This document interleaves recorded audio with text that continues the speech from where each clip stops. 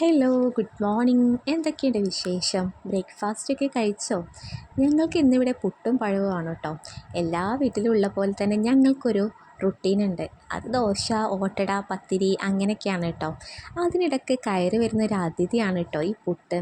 പുട്ടും അതിൻ്റെ കൂടെ പഴവും എൻ്റെ ഫേവറേറ്റ് ആയിട്ടുള്ള ബ്രേക്ക്ഫാസ്റ്റാണ് കേട്ടോ. കൂടാതെ കുറച്ച് നൊസ്റ്റും കൂടെ ഉണ്ട്. എൻ്റെ ചെറുപ്പത്തിൽ എൻ്റെ വല്യുപ്പ ഹോട്ടലിൽ കൊണ്ടുപോയിട്ട് വാങ്ങിത്തരും പുട്ട്. അതിൻ്റെ ആ ഒരു ടേസ്റ്റ് വേറെ തന്നെ ആയിരുന്നു കേട്ടോ. ആ ഒരു ടേസ്റ്റ് എനിക്ക് പിന്നെ കിട്ടിയിട്ടേ ഇല്ല. അതുപോലെ തന്നെ വേറൊരു കാര്യം, അന്നൊക്കെ എൻ്റെ വീട്ടിൽ പുട്ടുണ്ടാക്കുമ്പോൾ എനിക്ക് മാത്രമായിട്ട് പഴം വാങ്ങിച്ച് തരും. കാരണം എല്ലാവർക്കും പുട്ടിൻ്റെ കൂടെ കറിയായിരിക്കും ഇഷ്ടം. എനിക്ക് പഴമാണല്ലോ ഇഷ്ടം എന്ന് വെച്ചിട്ട് എൻ്റെ വല്യമ്മ എനിക്ക് മാത്രം പഴം വാങ്ങിച്ചിട്ട് കൊണ്ടുതരാൻ പറയും.